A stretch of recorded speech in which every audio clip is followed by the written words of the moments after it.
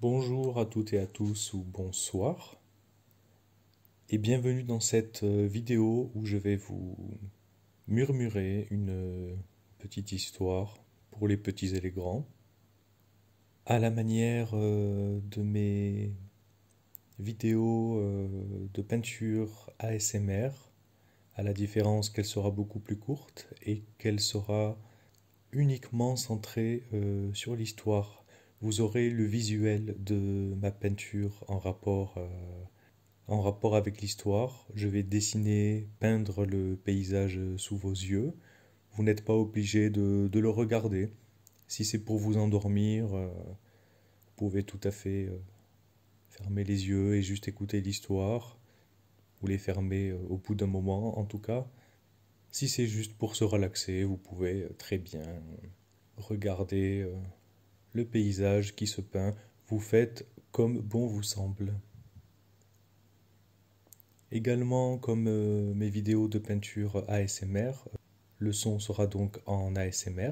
Je vais vous parler une fois à votre oreille gauche, une fois à votre oreille droite et au milieu également. Et si vous voulez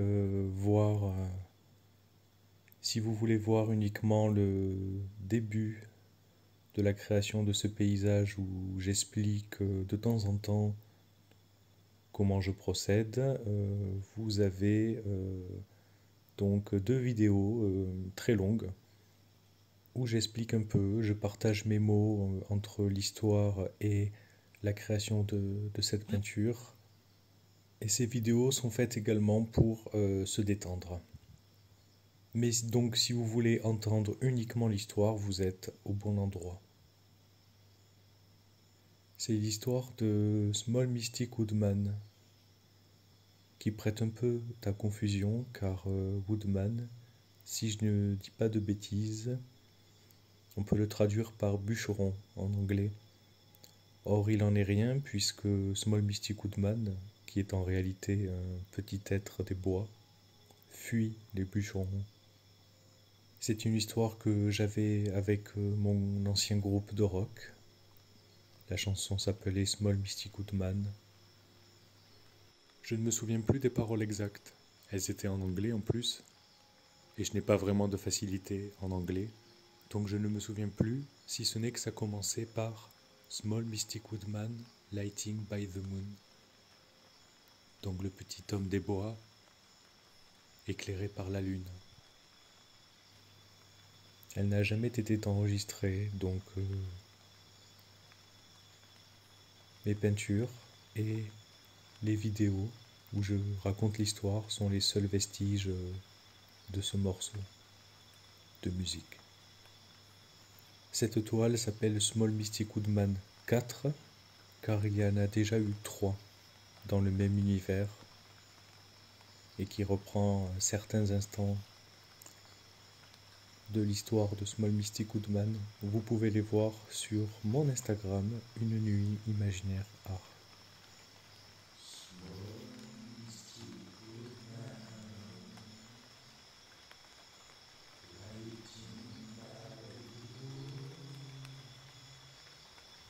Donc c'est l'histoire de Small Mystic Woodman, le petit être des bois, qui habitait dans ces montagnes immenses, cette chaîne de montagnes qui n'était pas connue par les humains et qui abritait la forêt enchantée et magique, toute bleue, violette, rose, jaune parfois. Small Mystic Woodman n'était pas forcément le propriétaire de cette forêt, car de nombreuses créatures et de nombreux animaux l'habitaient.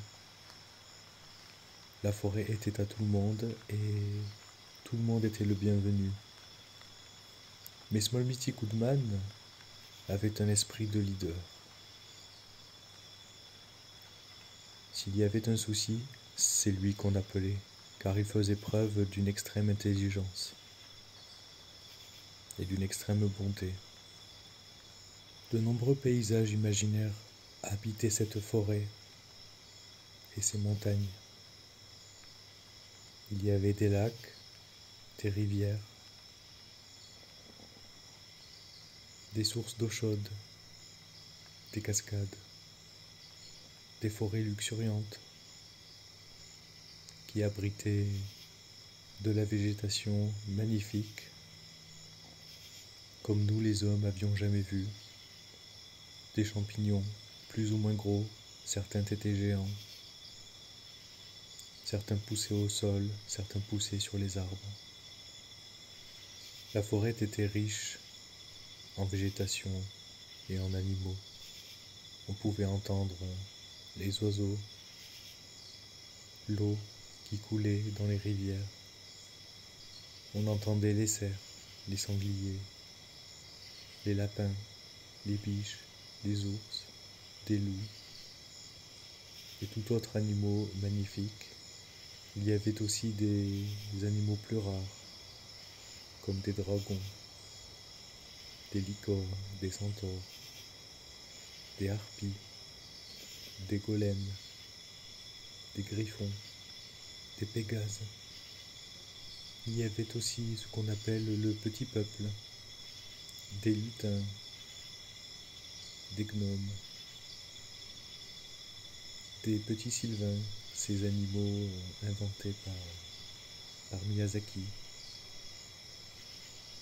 que l'on retrouve dans la forêt magique de Princesse Mononoke. Il y avait également des druides, des enchanteurs, des mages, des magiciens. Il faisait presque tout en beau, et si la pluie tombait, c'était une pluie fine, qui ne dévastait pas la forêt, qui donnait juste à boire à la végétation et aux animaux, ce qui la permettait de vivre. On pouvait apercevoir les rayons de soleil et les rayons de lune à travers le feuillage des arbres. La nuit, le pollen et les lucioles se confondaient et brillaient à travers les rayons de lune. Les nuits étaient magnifiques dans cette forêt magique. Tous vivaient en harmonie avec la nature. Tout commença dans une nuit bleutée. Small Misty Woodman eut une intuition et un mauvais pressentiment. En effet, depuis quelque temps, un danger planait sur ces montagnes qu'abritait la forêt magique. Les hommes de la société industrielle se rapprochaient de plus en plus de la forêt magique. Ils coupaient les arbres, détruisaient les forêts, chassaient les animaux. Ils avançaient de plus en plus et allaient finir par découvrir la forêt magique. Et ce serait un désastre si celle-ci était détruite. Small Misty Woodman le savait, et, perché sur son champignon géant, regardait de l'autre côté du versant de la montagne. Et il les vit, il pouvait les voir, les entendre. Ils étaient là tout proches. Maintenant leurs activités, il prit peur. Il se disait que cela ne pouvait plus durer. Il fallait sauver cette forêt. Alors Small Misty Woodman eut une idée. Il voulait rassembler tous ses amis de la forêt, le plus possible, et aller se confronter aux hommes, mais de manière pacifique et diplomate. Car c'était la politique de la forêt. Il n'y avait aucune violence, quoi qu'il arrive. Et si malheureusement les hommes ne voulaient pas t'entendre raison, la forêt sera perdue. Alors Small Misty Woodman courait, sans s'arrêter. Au passage, plein d'oiseaux le suivaient. Ils avaient compris, eux aussi, que la forêt était en danger. Ces oiseaux qui sentent le danger très à l'avance. Il arriva dans un des nombreux petits villages qu'abritait la forêt.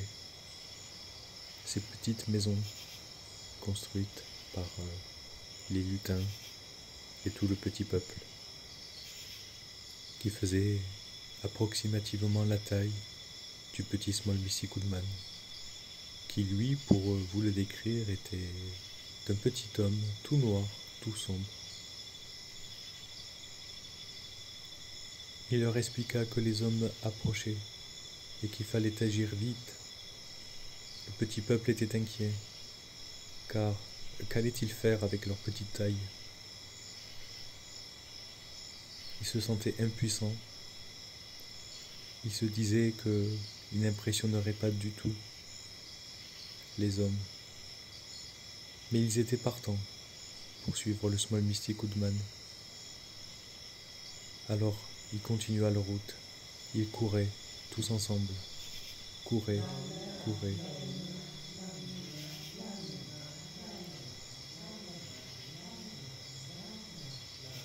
Jusqu'à atteindre le territoire du Grand Cerf,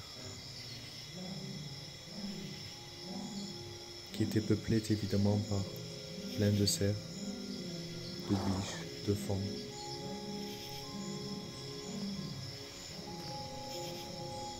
Le Grand Cerf était là, lui qui veillait sur toute la forêt et sur toute la montagne. Bien le bonjour, petit être des bois. Qu'est-ce qui t'amène par ici, aujourd'hui? Le petit homme des bois leur expliqua. Voilà, les hommes approchent. Ils sont tout proches. Je le savais, dit le cerf. Je l'avais prévu, je l'avais prévu. Je ne savais pas pour quand, mais je savais qu'il finirait, tôt ou tard, pour atteindre la forêt magique. Cela ne peut plus durer, dit le Small Misty Goodman. Mais qu'allons-nous faire? Demanda le grand cerf. Que proposes-tu? Et sans vous offenser, le petit peuple, vous êtes beaucoup trop petit. Oui, mais il y a toi, répondit le Small Misty Goodman. Tu es grand, majestueux, tu as de la carrure et du charisme. Tu peux les impressionner. Et tu n'es pas le seul. Vous allez tous venir. Et nous allons voir. Et nous allons chercher les ours, les pégases, les centaures, les licornes, les druides, les magiciens, tout le monde. Le grand cerf n'hésita pas une seconde. Et il rassembla tous les cerfs. Puis ils couraient tous, allant chercher d'autres créatures, d'autres animaux, allant chercher du renfort. Tous les animaux comprenaient ce qui se passait. Alors sur la route, des sangliers, des ours, et même les tout petits animaux les suivaient. Tout le monde courait, ou volait pour les oiseaux, ou rampait pour les serpents. Il y avait aussi des insectes géants. Une fois qu'ils avaient rencontré et expliqué le danger aux créatures plus grosses, plus impressionnantes, tout le monde était rassemblé et le Small Misty Goodman fit un discours. Voilà, nous allons nous confronter aux hommes. Nous allons leur faire entendre raison, mais sans violence. Il n'y en aura aucune. Nous partageons tous les mêmes valeurs. Ceux qui vivent ici depuis des milliers d'années, vous le savez. Nous devons préserver cette harmonie. Et j'ai foi en toute créature. L'être humain en fait partie. Nous les considérons, à raison probablement, comme la pire des créatures, les plus dangereuses pour la nature. Mais je pense qu'il y a du bon en eux, et que tout n'est pas leur faute. Nous y arriverons. Nous allons leur faire entendre raison. Donc tout le monde se rassembla. Certains avaient peur, d'autres étaient confiants, mais tout le monde était partant, tout le monde soutenait le petit être des bois.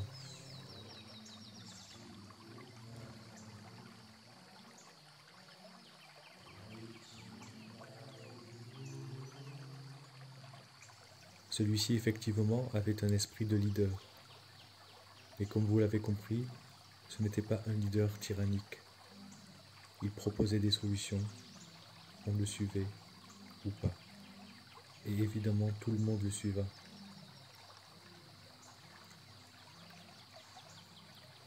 Car personne n'aimait la violence.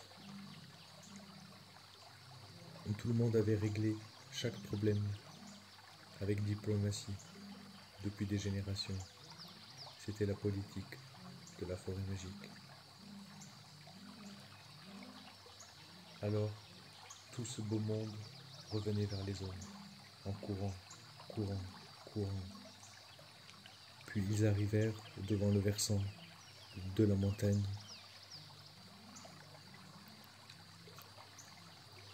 Et les forêts qui longeaient le versant et s'étalaient sur la plaine étaient effectivement envahies par les hommes et détruites. Ils sont là, on peut les voir, on peut les entendre. Bon sang, dit le cerf, c'est catastrophique, il n'y a plus rien. Il faut agir. Alors, il descendait le versant de la montagne. Et arrivés devant eux, les hommes lâchèrent toute leur activité de destruction, car ils étaient bouche bée. Ils étaient impressionnés par tout ce monde. Des créatures qu'ils n'avaient jamais vues. Le petit être des bois leur expliqua qu'il fallait s'arrêter, car personne ne souhaite que cette forêt soit détruite. Et probablement pas vous. Je sais que ce n'est pas forcément par plaisir que vous faites cela.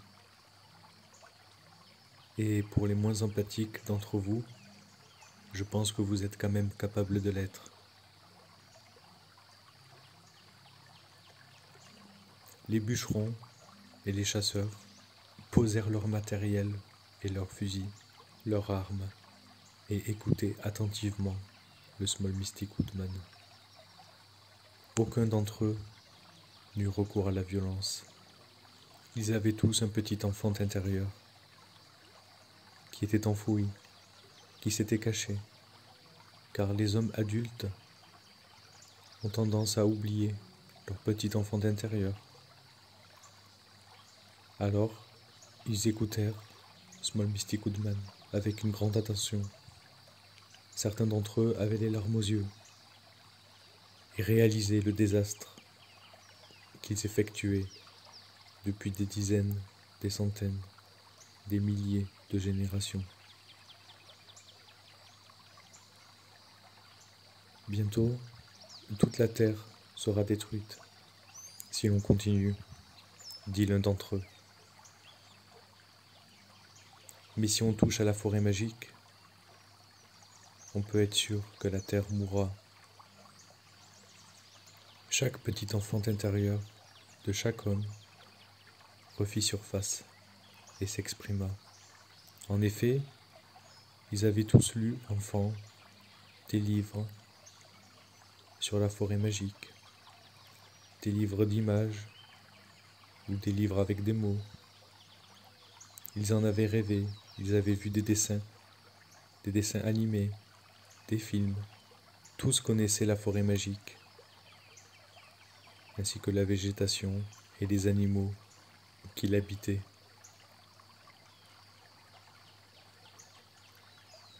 Et là, ils étaient impressionnés de savoir qu'elle existait vraiment. « Voulez-vous vraiment que tout cela disparaisse ?» dit le Small Mystic Woodman. « Est-ce plus important de piller et de vous faire de l'argent avec ce que vous allez découvrir ici?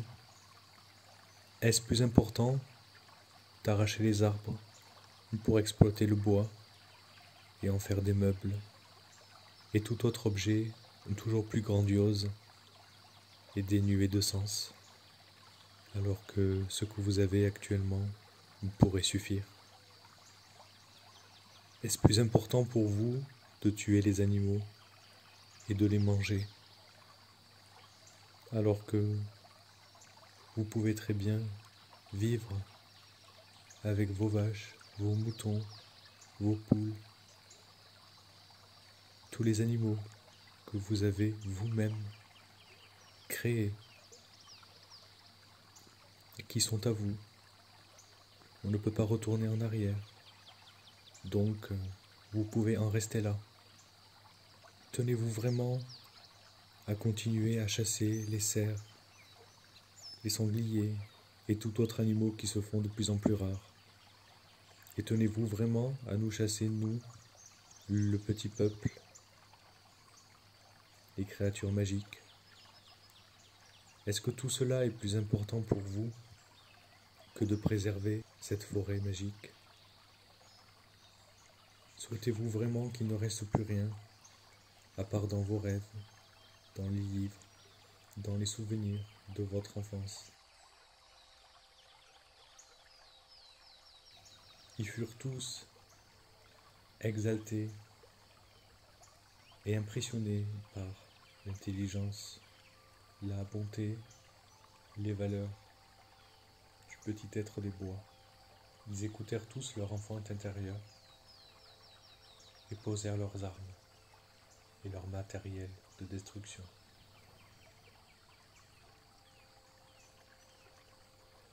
Ils l'écoutèrent, décidèrent ensemble de ne pas toucher à un seul brin d'herbe de la forêt magique. Et ils étaient les bienvenus, car tout le monde était les bienvenus dans la forêt magique, à condition de ne pas l'abîmer. Alors certains d'entre eux voulaient quitter le monde des humains et de la société industrielle. Ils voulaient habiter ici pour le restant de leurs jours. Créer quelques petites communautés, quelques petites civilisations qui vivraient eux aussi en harmonie avec la forêt enchantée. Certains d'entre eux revenaient dans le monde des hommes, mais ils y allaient pour les convaincre d'arrêter tout cela, de ne plus toucher aux forêts et à la nature sur toute la planète, ou du moins le moins possible, car les humains avaient besoin de la nature pour vivre depuis longtemps. Ce n'est pas demain la veille qu'ils arrêteraient.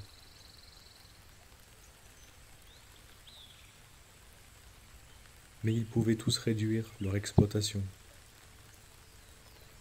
Alors ils allaient les convaincre, les combattre, car la violence existait dans le monde des hommes. Et malheureusement, ils ne savaient que faire,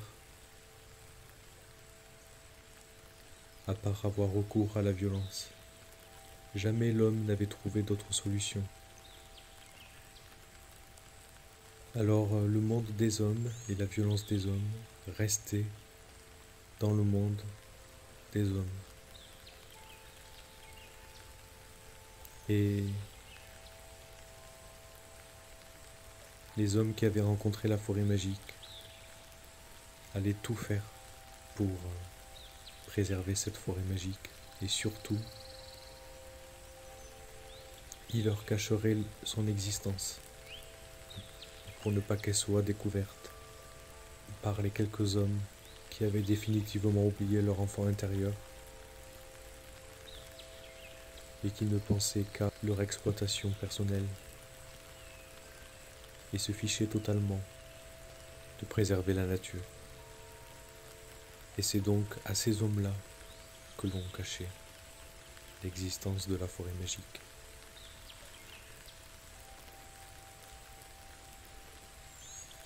Le petit homme des bois avait réussi à dissuader les hommes, mais sans la bonté qu'il y avait au fond de chaque homme, sans leur petit enfant intérieur, il n'y serait pas arrivé.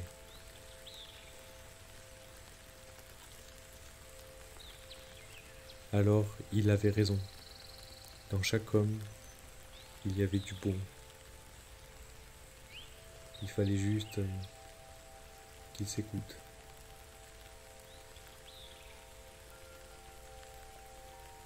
Alors à présent, le petit peuple, les animaux, les mages, les druides et les hommes qui s'étaient installés vivaient en harmonie.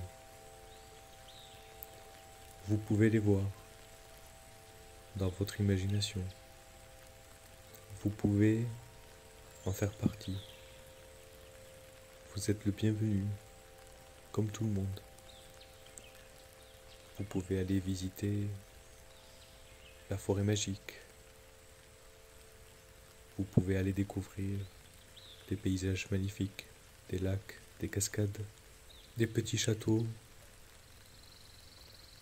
et des petits villages construits par le petit peuple. Vous pouvez aller voir les prés, les champs, les prairies, les clairières, les petits chemins de randonnée.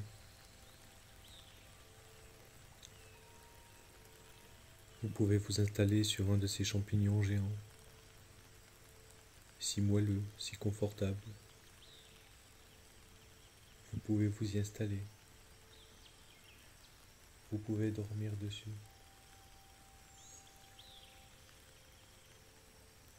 Et vous pouvez dormir en paix. Car maintenant, la forêt est en lieu sûr. Et chaque animal, chaque homme, peuvent désormais passer des nuits paisibles et s'endormir tranquillement.